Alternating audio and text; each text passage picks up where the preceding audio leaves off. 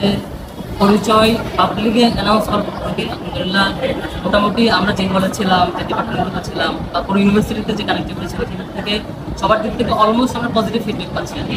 এর বাইরেও সোশ্যাল মিডিয়াতে কিছু কিছু কথা বা কিছু কিছু ব্যাপারে আপনারা জানতে চাইছেন, জানার জন্য ছিলেন। আমি আমার পার্টি থেকে খুবই সরি যে অনেক ভাইদের কল রিসিভ করা হয়নি। অনেক সাংবাদিক ভাইরা জানার জন্য জানতে চেয়েছেন, কল দিয়েছিলেন। সামগ্রিক কারণে তখন রেসপন্স করা, সবাইকে রেসপন্স করার সুযোগ হয়নি। আজকের মুহূর্তে আপনাদেরকে সেই কোয়েশ্চেনগুলো রেসপন্স করার জন্য এসেছি। আপনাদের মৌলিক প্রশ্নগুলো থাকলে প্রশ্নগুলো করলে আমি আশা করি আপনারা আমাদের থেকে ক্লিয়ার করতে পারছেন। প্রথম প্রশ্নটা হলো, আপনার বিরুদ্ধে সবচেয়ে বড় যে অভিযোগটা, সে অভিযোগ হলো আপনি একই সাথে ছাত্র শিবিরের দায়িত্ব ছিলেন এবং ছাত্রলীগের একটি পদ ছিলেন আপনার হলে। সেই বিষয়টা আসলে স্পষ্ট করবেন না, সত্য কিনা? দেখেন, আমি বেশ কয়েকবার ক্লিয়ার করেছি, আবারও ক্লিয়ার করছি। সাধারণত ছাত্রলীগের একটা কমিটি নেওয়ার যে চায়, সেখানে প্রথম মেন কমিটি হওয়ার পর থেকে অনেকগুলো প্রোগ্রামে যাইতে হয়। প্রোগ্রামে যাওয়ার পরে এক পর্যায়ে প্রোগ্রামে যেতে যেতে দুজন সভাপতি আর সেক্রেটারি হয় একটা কাল্টির বা একটা কলেজ বা একটা কমিটির। হওয়ার পরে তারা আবার অনেকদিন প্রোগ্রামাদি করে। প্রোগ্রামাদি করার পরে বিভিন্ন জায়গায় ফুল দেয়, এগুলো অ্যাক্টিভিজম করে, নেতার প্রোগ্রামগুলোতে যায়, প্রোটোকল দেয়।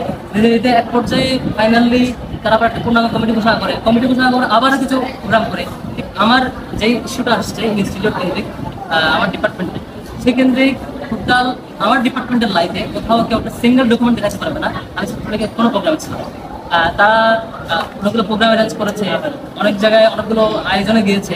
একই সাথে তারা সিভি আহ্বান করেছে, সিভি দেওয়ার পরে তারা একটা কমিটি দিয়েছে, এরপর অনেকগুলো প্রোগ্রাম করেছে। টোটাল এই প্রসিডিউরে কোনো প্রসিডিউর আমি এঙ্গেজ ছিলাম না।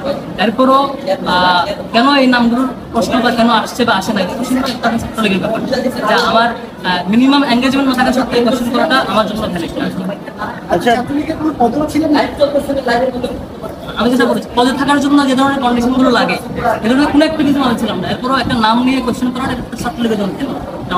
কিন্তু সামাজিক যোগাযোগ মাধ্যমে দুটি ছবি ভাইরাল হয়েছে, এটা কি আপনার কিনা? জি, ছবি নিয়ে একটু আলাপ করি।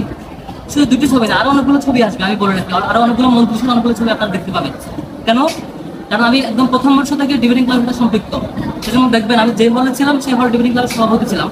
আমি যেই ডিপার্টমেন্টে ছিলাম সেই ডিপার্টমেন্টে ডিবেটিং ক্লাবের সেক্রেটারিও ছিলাম। যে কারণে ডিবেটিং ক্লাবের যত স্বতঃস্ফূর্ত আয়োজন, কোথাও আমি আয়োজক হিসেবে ছিলাম, কোথাও আমি ডেলিগেট হিসেবে ছিলাম। আমি পার্টিসিপেন্ট হিসেবে পুরস্কার নিয়েছি। একটা প্রোগ্রামে যেমন একটা ছবিতে দেখবেন যে আমি বসা পাশে দুজন ছাত্রলীগের নেতা বসা, একটা প্রোগ্রাম। আমি নিজে সেই জসীমউদ্দিন হল ডিবেটিং ক্লাবের সভাপতি ছিলাম, আমি এটার হোস্ট ছিলাম। আর আমার হল ডিবেটিং ক্লাবের সাবেক একজন সভাপতি রাকিব সিরাজি, সেই ছাত্রলীগের নেতা ছিলেন, তিনি দাওয়াত পেয়েছেন ক্লাবের সাবেক হিসেবে। আর তানভীর হোসেন সৈকত, তিনি দাওয়াত পেয়েছেন, সে হচ্ছে আমার হলেই থাকতেন এবং ছাত্রলীগের তখন পোস্টেন। দাওয়াত পাওয়া আমার আয়োজনে, ডিবেটিং ক্লাবের আয়োজন। তখন ফুল ছবি দেখলে দেখবেন, ফুল ছবিতে এখানে আরো অনেকে ছিলেন ডিবেটিং ক্লাব বা বিভিন্ন পার্টি। আবার একটা ছবি দেখবেন আমি পুরস্কার নিচ্ছি সাবেক পররাষ্ট্রমন্ত্রীর কাছ থেকে, সেটাও ডিবেটিং ক্লাবের। আরেকটা ছবি দেখবেন আমি সৈকতকে ফুল দিচ্ছি, সেটাও ডিবেটিং ক্লাবের। যখন সৈকতের ছাত্রলীগের যখন সে সময় কমিটিটা হয়, কমিটি হওয়ার পরে দেখবেন যে হলগুলোতে বা সব জায়গায় বাঁধন, ডিবেটিং ক্লাব, কুইজ সোসাইটি সহ অন্যান্য যে সংগঠনগুলো থাকে, সামাজিক সংগঠন, এই সামাজিক সংগঠনের পক্ষ থেকে সাধারণত তাদেরকে ফুলের শুভেচ্ছা দেওয়া হয়। এটা খুবই স্বাভাবিক। আপনি সিঙ্গেল ছবির ব্যাখ্যা পাবেন গ্রুপ ছবির অ্যানালাইসিস করে। আমার গ্রুপ ছবিতে, ফুলদার গ্রুপ ছবিতে বাকি যারা ছিলেন আমার পাশে, তাদেরকে জিজ্ঞেস করবেন যে ছবিটা কিসের, তাই রিপ্লাই দিবে যে আমরা কবি জসীমউদ্দিন ডিবেটিং ক্লাবের পক্ষ থেকে গিয়েছিলাম, পক্ষ থেকে এটা সুযোগ শিখেছি। এই যে গণঅভ্যুত্থানের যে মোড়টা আসলে ঘুরে যায় 9 দফা, প্রাথমিক পর্যায়ে জেনেছিলাম কিন্তু এটি আব্দুল কাদের দিয়েছিল সমন্বয়। পরে আব্দুল কাদের যখন খোলাসা করলেন, শিবিরের পক্ষ থেকে এটি বিভিন্ন হাউজে, বিভিন্ন পত্রিকা, মিডিয়াতে কিন্তু এটা ছড়িয়ে দেওয়া হয়। তো এই বিষয়ে আসলে এই মাস্টার প্ল্যানগুলো আসলে শিবিরের পক্ষ থেকে করা হয়েছিল না আব্দুল কাদের পক্ষ থেকে আসলে করা হয়েছিল? টোটাল মুভমেন্ট নিয়ে অনেকগুলো কোয়েশ্চেন আসবে, আমি এক লাইনে উত্তর দিই। এখানে এই আন্দোলনটা ছিল সাধারণ ছাত্রদের, যেমন এখানে অন্যান্য সকল দলের, সকল সংগঠনের নেতা এবং কর্মীরা যার দল এবং মতের পরিচয় ভুলে গিয়ে যাদের সমর্থন অনুযায়ী এখানে এঙ্গেজ হয়েছে। ছাত্র শিবিরও তার যেটুকু রিসোর্স, যে ক্ষমতা, তার কর্মী এখানে এঙ্গেজ হয়েছে।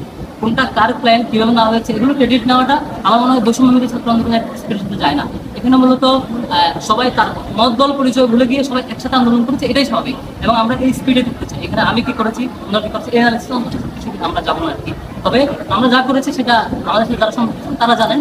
আর আর পাশাপাশি বাকি সকল সংগঠন, এখানে বাম সংগঠনগুলো, ছাত্রদল সহ অন্যান্য সংগঠনগুলো, এবার সাথে তারা কোনো দলের সাথে পরিচয় না, এমন বিভিন্ন জেনারেশনে, যেমন যে শিশুরা স্কুলের ছেলেটা মুভমেন্টে নেমেছে, ইংলিশ মিডিয়ামে যে ছেলেটা মুভমেন্টে নেমেছে, যে রিক্সা চালকটা মুভমেন্টে অংশগ্রহণ করেছে, যে নারী এবং শিশুরা বা অন্যান্য গ্রুপ অফ পিপল যারা এঙ্গেজ হয়েছে, তারা কিন্তু দলীয় পরিচয় আছে না। সুতরাং এখানে দলীয় কোশ্চেনগুলো আসলে আমার কাছে মনে হয় বৈষম্য ছাত্র আন্দোলনের স্পিডকে প্রশ্নবিদ্ধ করার সাথে সামঞ্জস্য করবে। এই জন্য আমি এই ধরনের ডিটেল যাব না।